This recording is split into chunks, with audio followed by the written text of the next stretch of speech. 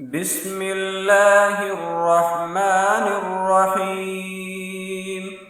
لم يكن الذين كفروا من أهل الكتاب والمشركين منفكين حتى تأتيهم البينة رسول من الله يتلو صحفا مطهرة فيها كتب قيمة وما تفرق الذين أوتوا الكتاب إلا من بعد ما جاءتهم البينة وما أمروا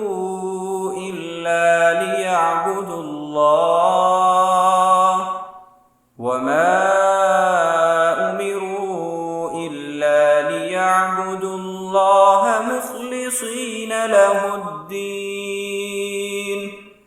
حنفاء ويقيموا الصلاة ويؤتوا الزكاة وذلك دين القيمة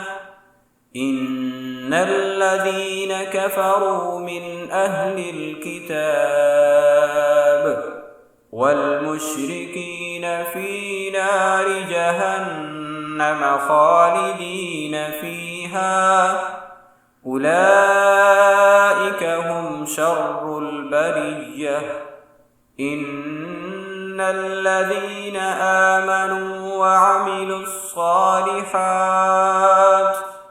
أولئك هم خير البرية جزاؤهم عند ربهم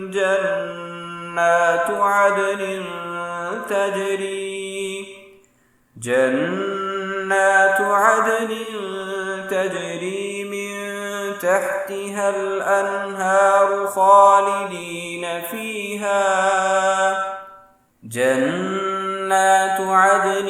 تجري من